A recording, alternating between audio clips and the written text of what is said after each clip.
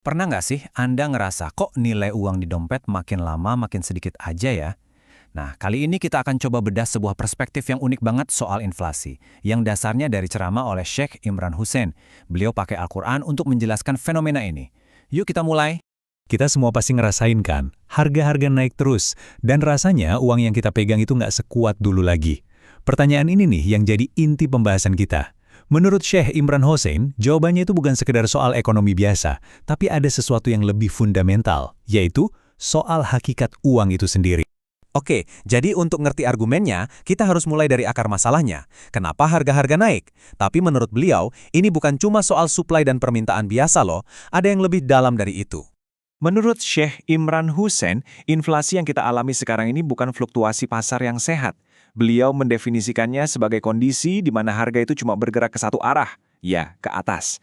Kenapa? Karena alat tukarnya, yaitu uang, nilainya sengaja dirusak. Nah, ini titik paling krusial dalam argumen beliau. Dan contoh ini benar-benar bikin kita mikir. Syekh Imran Hussein cerita pengalaman pribadinya, di tahun 1947, ayahnya bisa beli 100 buah jeruk cuma pakai $1. 100!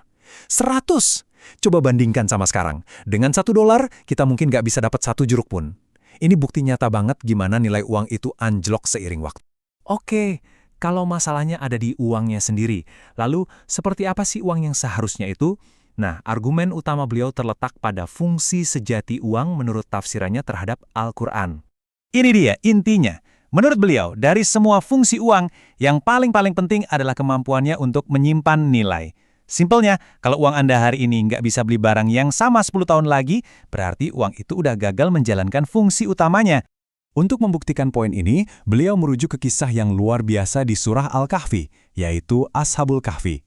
Coba bayangkan, sekelompok pemuda tidur di gua selama 300 tahun. 300 tahun!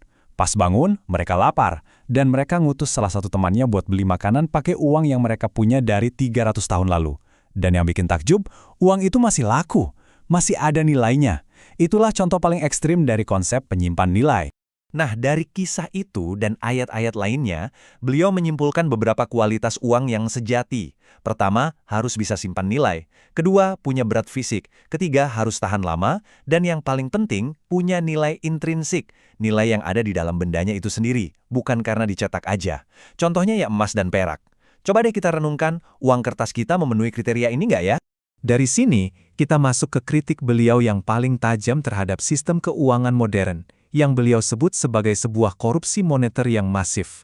Coba kita lihat perbandingan ini, kontrasnya jauh banget. Di satu sisi ada uang versi Al-Quran, punya nilai dari sananya, nyata dan jujur. Di sisi lain, menurut beliau ada uang modern, gak ada nilai intrinsiknya, diciptakan dari nol, nilainya turun terus, dan bahkan digambarkan sebagai sistem yang palsu dan curang. Biar lebih kebayang, nih, ada contoh angkanya.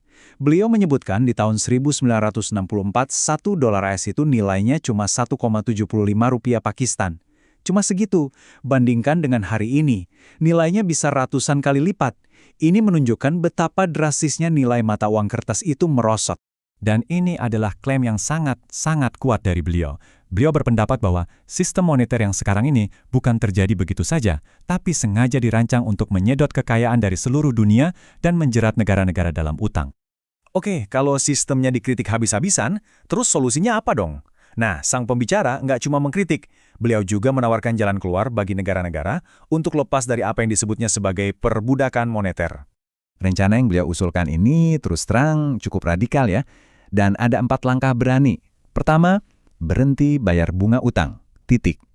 Kedua, negosiasi untuk bayar pokok utangnya aja, itu pun sesuai kemampuan. Ketiga, dan ini kunci, keluar dari IMF. Dan keempat, legalkan kembali emas dan perak sebagai alat tukar yang sah. Terus kenapa sih keluar dari IMF itu penting banget dalam pandangan beliau?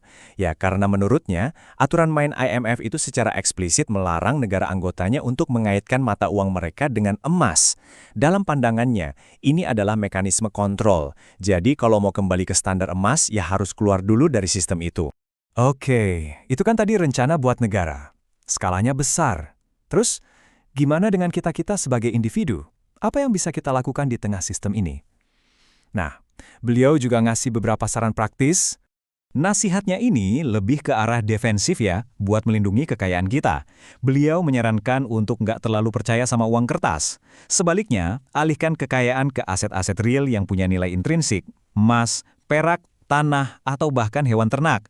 Beliau juga menekankan pentingnya nyetok makanan di rumah, dan yang paling penting, stop berutang pakai bunga.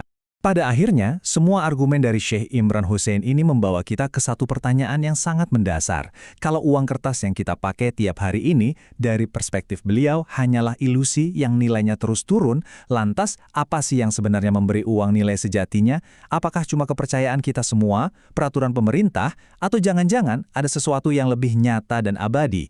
Nah, ini jadi bahan renungan buat kita semua.